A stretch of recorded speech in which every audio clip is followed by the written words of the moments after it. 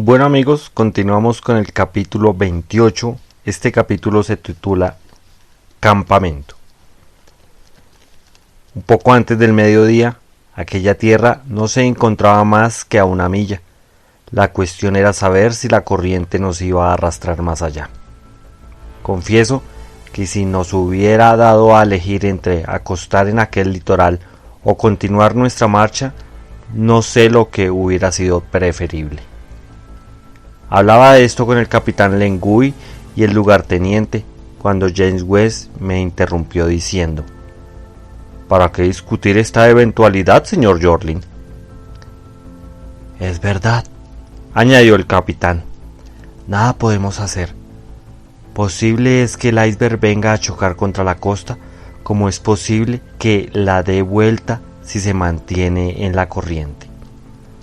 Justamente, respondí, pero mi pregunta subsiste: ¿será ventajoso para nosotros desembarcar o no?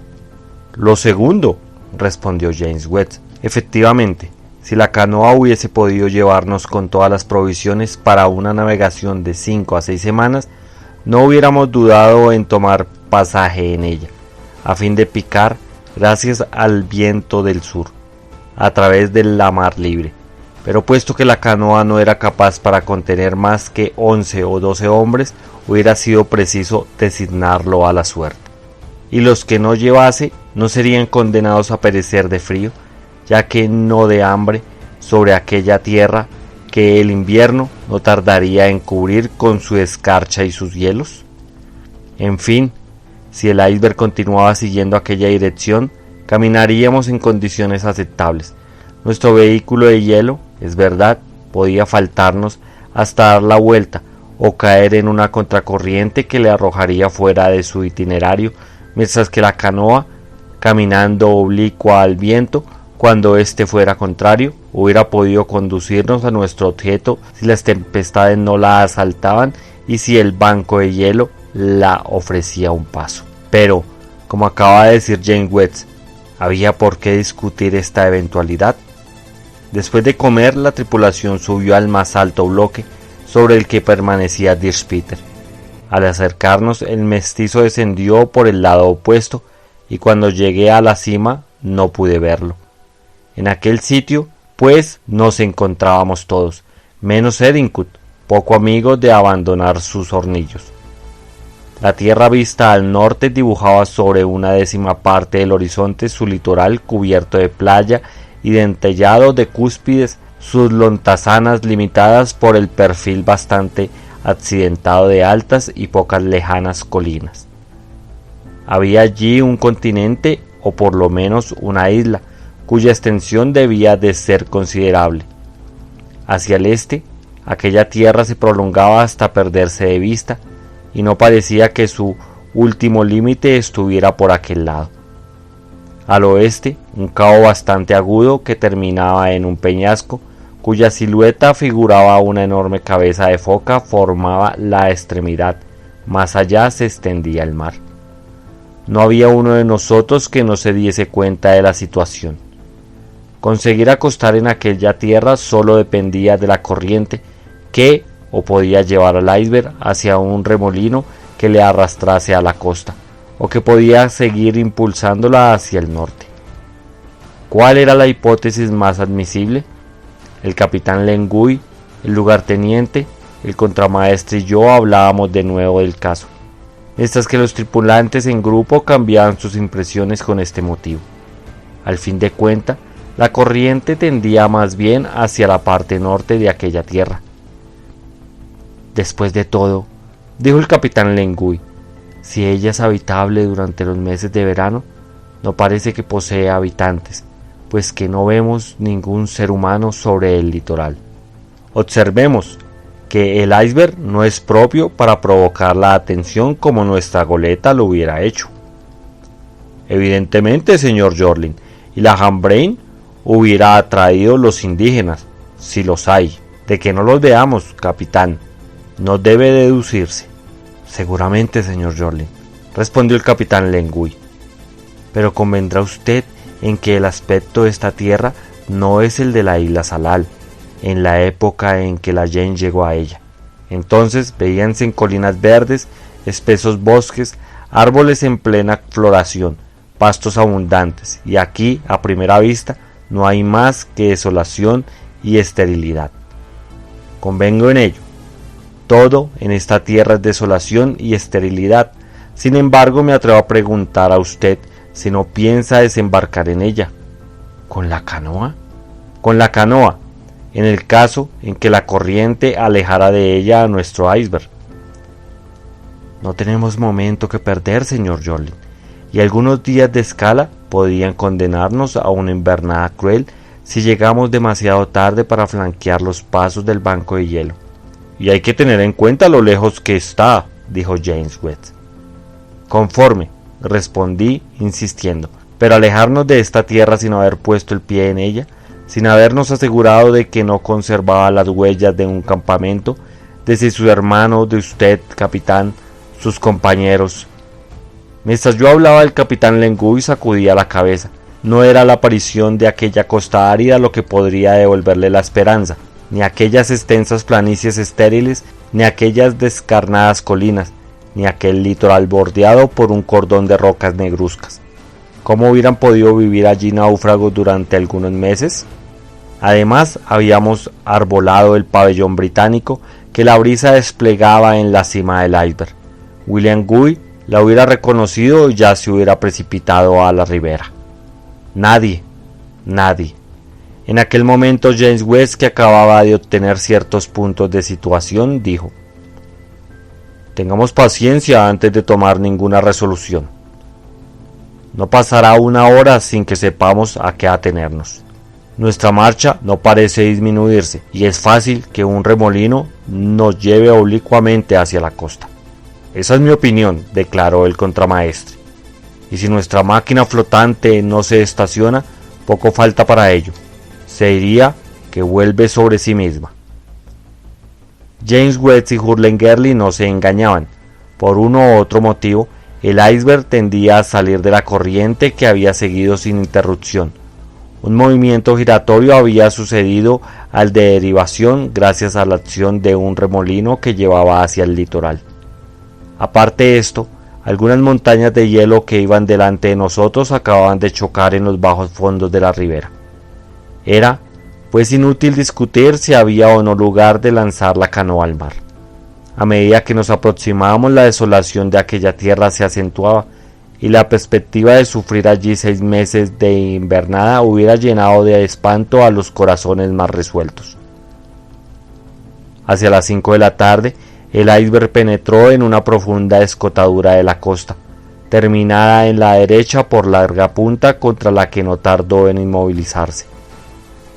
¡A tierra! ¡A tierra! Este grito se escapó de todos los labios. La tripulación bajaba ya por el talud del iceberg cuando James West mandó: «¡Esperad la orden!». Se manifestó alguna vacilación, sobre todo por parte de Herner y de varios de sus camaradas. Después el instinto de la disciplina dominó, y finalmente todos fueron a colocarse en fila en torno del capitán Lenguy. No fue preciso poner en la mar la canoa, pues el iceberg se encontraba en contacto con la punta. El capitán Lenguy, el contramaestre y yo precedimos a los otros. Fuimos los primeros que abandonamos el campamento, y nuestras plantas hollaron aquella tierra nueva, virgen sin duda de toda humana huella. El suelo volcánico estaba sembrado de ruinas pedregosas, fragmentos de lava, piedra pómez, escorias. Más allá del cordón arenoso de la playa subía hacia la base de altas colinas, que formaban el último término a una media milla del litoral. Nos pareció indicado ganar una de esas colinas, de unos 1200 pies de altura. Desde la cúspide la mirada podía abarcar extenso espacio, ya de tierra, ya de mar o en todas direcciones. Preciso fue caminar durante 20 minutos sobre un suelo duro y desprovisto de vegetación. Nada recordaba las fértiles praderas de la isla Salal antes que el terremoto la hubiese agitado, ni los espesos bosques de que habla Arthur P.M., ni los ríos de aguas extrañas, ni las escarpaduras de tierras arenosas, ni los macizos de esteática del laberinto. Por todas partes rocas de origen ígneo, lavas endurecidas, escorias polvorientas, cenizas grises y nada del humus precioso que las plantas rústicas menos exigentes. No sin dificultades y sin riesgo, el capitán Lengui, el contramaestre y yo llegamos a hacer la ascensión de la colina, en lo que empleamos una hora. Aunque la noche hubiera llegado, no traía oscuridad ninguna, pues el sol no desaparecía aún tras el horizonte de la Artántida. Desde la cúspide de la colina, la vista se extendía a 30 o 35 millas, y aquí lo que apareció a nuestros ojos. Atrás se desarrollaba la mar, arrastrando gran número de montañas flotantes, de las que unas acababan de unirse con el litoral, haciéndole casi inabordable. Al oeste veíase una tierra muy accidentada, en cuya extremidad no se distinguía, bañada al este por una mar sin límites. Imposible era resolver con acierto si estábamos sobre una gran isla o sobre el continente artántico. Verdad es que, fijando atentamente en la dirección este el anteojo marino, el capitán Lengui creyó advertir algunos vagos contornos entre las fieras brumas. «Vean ustedes», nos dijo. El contramaestre y yo tomamos el instrumento y miramos cuidadosamente. «Me parece», dijo Hurlengerlid, «que allá hay como una apariencia de costa». «Así lo creo», respondí. «Se trata pues de un estrecho a través del cual la deriva nos ha conducido», concluyó el capitán Lengui. «¿Un estrecho?», añadió el contramaestre, «que la corriente recorre de norte a sur y después de sur a norte». «Entonces, ¿cortará en dos el continente polar?», pregunté. «No hay duda», respondió el capitán Lengui. «¡Ah! Si tuviéramos nuestra Hambrain», exclamó Hurlengerlid. «Sí, a bordo de la goleta y hasta sobre el iceberg ahora, en la costa, como un navío desamparado. Hubiéramos podido subir aún algunos centenares de millas, tal vez hasta el banco de hielo, tal vez hasta el círculo artántico, tal vez hasta las tierras vecinas, pero solo poseíamos una frágil canoa que apenas podía contener una docena de hombres y éramos 23.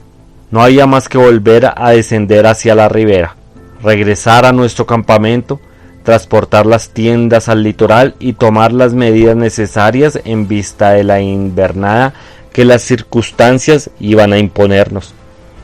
No hay que decir que el suelo no mostraba huella alguna de pasos humanos ni vestigios de habitantes. Podríamos afirmar que los sobrevivientes de la James no habían puesto el pie sobre aquella tierra, sobre aquel dominio inexplorado, como le calificaban los mapas más modernos. Ni ellos ni nadie, y no sería allí donde Dirkspeter encontraría las huellas de Arthur P.M. Y esto resultaba igualmente de la quietud que mostraban los únicos seres vivientes de aquella comarca, que no se asustaban al vernos. Ni las focas ni las morsas se zambullían en aquellas aguas, los petreles y los cormarones no huían, los pingüinos permanecían inmóviles en fila, viendo sin duda en nosotros volátiles de una especie particular.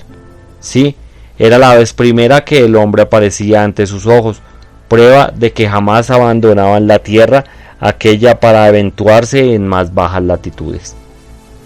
De vuelta a la ribera, el contramaestre descubrió, no sin cierta satisfacción, varias espaciosas cavernas vaciadas en el granito, bastante grandes, unas para alojarnos, otras para guardar el cargamento de la Hambrain. Cualquiera que fuese la decisión que tomáramos ulteriormente, nada mejor podíamos hacer que almacenar allí nuestro material y proceder a una primera instalación. Después de haber subido por las pendientes del iceberg hasta el campamento, el capitán Lengui ordenó a sus hombres que se reunieran. Ni uno faltó, a no ser Dirkspeter, que había roto decididamente toda clase de relación con los demás tripulantes. Pero en lo que a él se refería, ni en el estado de su alma, ni en su actitud, en caso de rebelión había temor que sentir. Él estaría al lado de los leales, en contra de los rebeldes, y en cualquier circunstancia podríamos contar con él. Cuando el círculo estuvo formado, el capitán Lengui se expresó sin dejar ver síntoma de abatimiento. Hablaba a sus compañeros. Él les presentó la situación reducida a decimales, por así decirlo. La necesidad que en primer lugar se imponía de bajar el cargamento a tierra y arreglar una de las cavernas del litoral. Respecto a la cuestión de alimentos, afirmación de que los víveres, harina, carne en conserva, legumbres secas, bastarían para todo el invierno, por largo y riguroso que éste fuera. Respecto a la cuestión del combustible, declaración de que el carbón no faltaría a condición de no derrocharle, y que sería posible economizarle, pues bajo la cubierta de nieve y hielo los invernantes pueden desafiar los grandes fríos de la zona polar. Sobre estos dos puntos el capitán dio su dictamen, bastante para alejar toda inquietud. James West aprobó su lenguaje. Quedaba una tercera cuestión, de gran importancia y propia para excitar los celos y la cólera de la tripulación. Se trataba de decidir de qué manera sería empleada la única embarcación de que podíamos disponer. ¿Convenía reservarla para la necesidad de la invernada o serviese de ella para volver hacia el banco de hielo? El capitán Lengui no quería resolver. Pidió únicamente que la decisión se dejase para 24 o 48 horas después. No se debía olvidar que la canoa, cargada con las provisiones necesarias para una larga travesía, no podía contener más que 11 o 12 hombres. Era pues preciso proceder a la instalación de los que quedarían en la costa si la partida de la canoa se efectuaba, y en este caso la suerte designaría a los que habían de embarcar. El capitán Lengui declaró entonces que ni de James West, ni el contramaestre, ni yo, ni él reclamaríamos privilegio alguno, y que seguiríamos la suerte común. Los dos maestros de la Hambrain, Martin Hall o Harlan, eran perfectamente capaces para conducir la canoa hasta los lugares de pesca que tal vez los balleneros no habrían aún abandonado. Por lo demás, los que partieran no olvidarían a los que dejaban invernando en el paralelo 86 y al volver el verano fletearían un barco a fin de recoger a sus compañeros. Todo esto fue dicho, lo repito, en tono tan tranquilo como firme. Debo hacerlo esta justicia. La figura del capitán Lengui engrandecía con la gravedad de las circunstancias.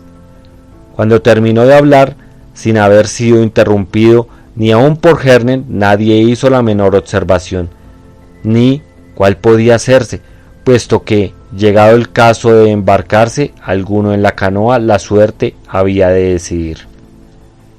Llegada la hora del descanso, todos regresaron al campamento y tomaron su ración preparada por Edington, durmiéndose por última vez bajo las tiendas. Dirk no había reaparecido y en vano procuré reunirme a él. Al día siguiente, 7 de febrero, la gente se puso a trabajar animosamente. El tiempo era bueno, la brisa débil, el cielo estaba ligeramente brumoso, la temperatura soportable menos 46 grados, 7 grados 78 C sobre cero. En primer lugar, la canoa fue descendida a la base del iceberg con todas las precauciones que la operación exigía. Desde dicho punto los hombres la sacaron a seco sobre una pequeña playa. Al abrigo de la resaca, en perfecto estado, se podía esperar que presentaría buen servicio. El contramaestre se ocupó enseguida del cargamento, así como del material que provenía de la Hambrain, mobiliario velamen, trajes, utensilios, instrumentos.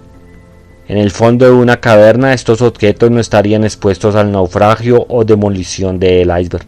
Las cajas de conservas, los sacos de harina y de legumbres, los frascos de vino, whisky, ginebra y cerveza fueron transportados al litoral.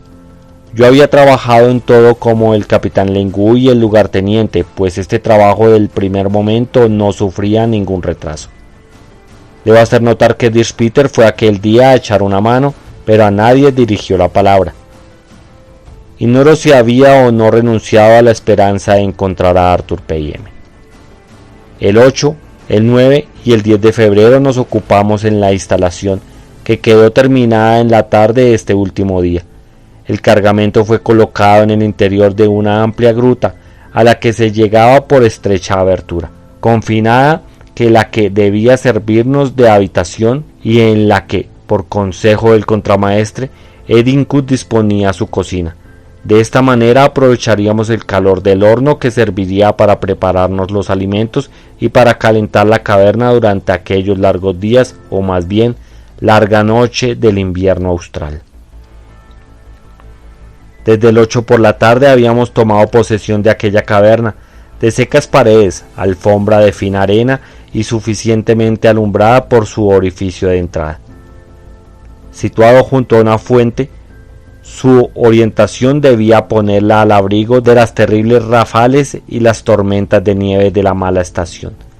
De cavidad superior a la que ofrecían los puestos de la goleta, pudo contener los catres, mesas, armarios, sillas y el mobiliario suficiente para pasar algunos meses del invierno. Mientras se trabajaba en las instalaciones, nada sospechoso sorprendí en la actitud de Hernet y de los reclutados en la Flanclar.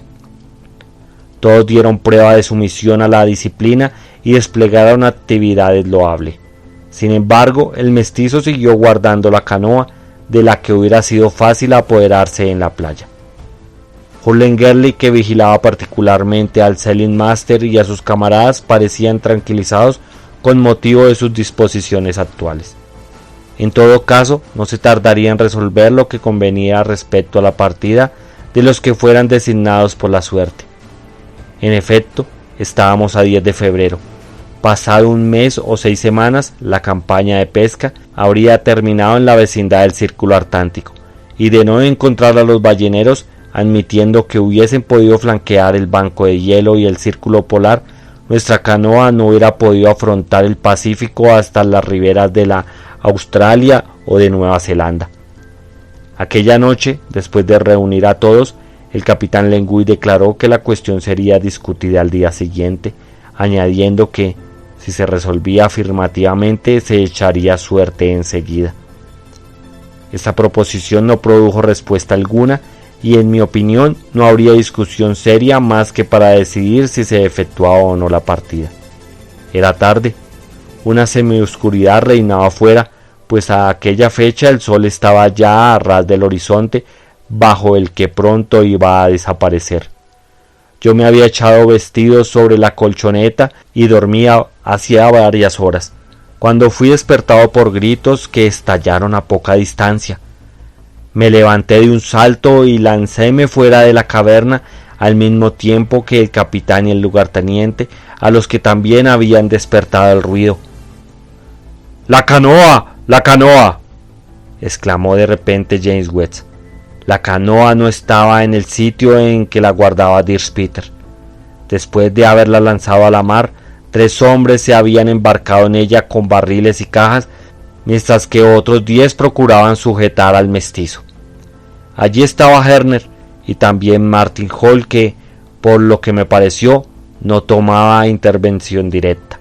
De modo que aquellos miserables querían apoderarse de la embarcación y partir antes de que la suerte hubiera designado. Querían abandonarnos. En efecto, habían logrado sorprender a Dirkspeter y le hubieran matado a no defender él su vida en terrible lucha. En presencia de aquella revuelta, conociendo nuestra inferioridad numérica e ignorando si podíamos contar con los antiguos tripulantes, el capitán Lengui y el lugarteniente volvieron a entrar en la caverna, a fin de tomar sus armas para reducir a la impotencia de Hernet y a sus cómplices que estaban armados. Iba yo a hacer lo mismo cuando unas palabras que oí me dejaron inmóvil.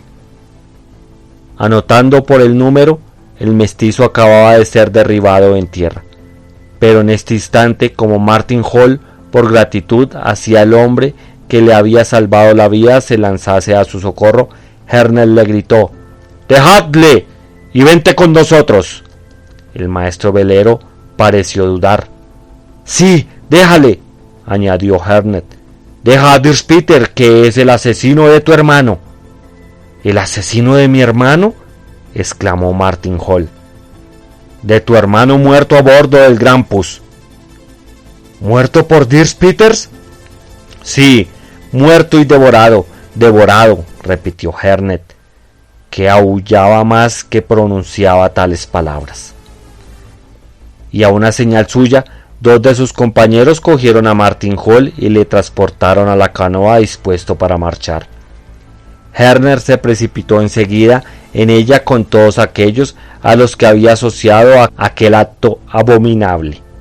En este momento Dirk Peter se lanzó de un salto y cayó sobre uno de los rebeldes en el punto en que éste se disponía a entrar en la canoa.